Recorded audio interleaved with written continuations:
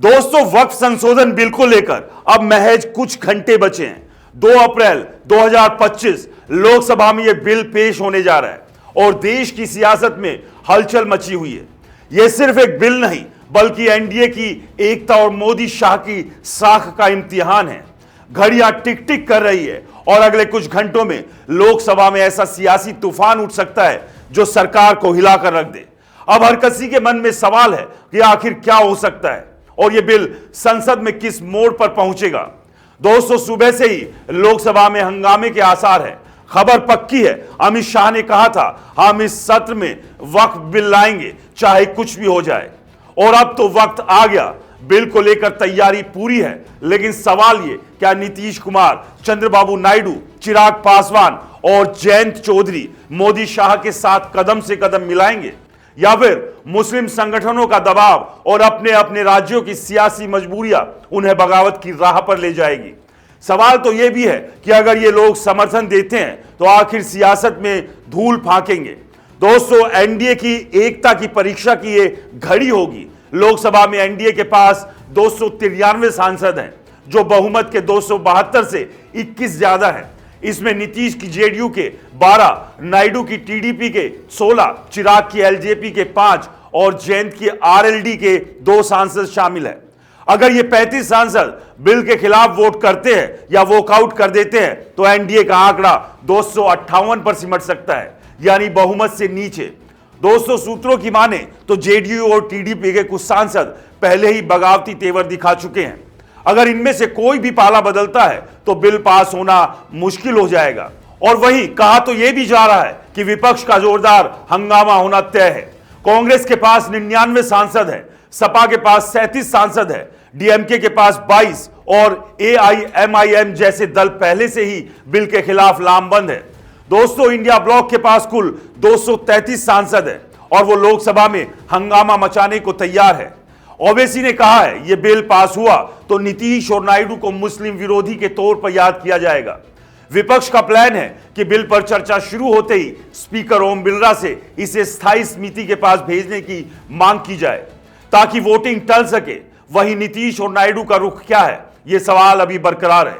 नीतीश कुमार की जेडीयू बिहार में मुस्लिम वोटरों की अगर बात करे तो 18% पर निर्भर है और अक्टूबर नवंबर में होने वाले विधानसभा चुनाव से पहले वो कोई रिस्क लेना नहीं चाहती। उनके करीबी विधायक अब्दुल बारी सिद्दीकी ने बगावत की चेतावनी दी है। दूसरी ओर चंद्रबाबू नायडू ने कहा था हम वक्फ संपत्तियों की हिफाजत करते आए हैं, लेकिन अब उनके पास चुप रहने का वक्त नहीं बचा। अगर इन दोनों में से कोई भी पीछे हट गया तो एनडीए का गणित बिगड़ सकता है। अब ऐसे में सवाल है कि बिल का भविष्य क्या हो सकता है। अगर कल बिल पर वोटिंग हुई और एनडीए के सहयोगी साथ नहीं दिए तो यह सरकार के लिए बड़ा झटका होगा। लेकिन अगर हंगामे की वजह से वोटिंग टलती है या बिल जेपीसी को वापस भेजा जाता है तो यह बीजेपी के लिए अस्थायी जीत होगी, क्योंकि तब बहस लंबी खिंच जाएगी। हालांकि मुस्लिम संगठन इसे अपनी जीत मानेंगे। ये बात मैं आपको अभी से बता रहा हूं। दोस्तों, असल में बिल में क्या है ये जान लीजिए। वक्फ संशोधन बिल 2024 में वक्फ बोर्ड की ताकत छीनने के प्रावधान है। जिला मजिस्ट्रेट को संपत्ति पर फैसला लेने का अधिकार मिलेगा।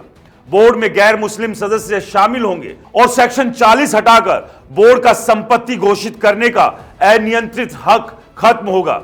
मुस्लिम संगठनों का दावा है कि ये 9.4 लाख एकड़ वक्फ संपत्तियों को सरकार के हवाले करने की साजिश है। दोस्तों, कहा तो यह भी जा रहा है कि सियासी दाव पेच एक आगे की कहानी है।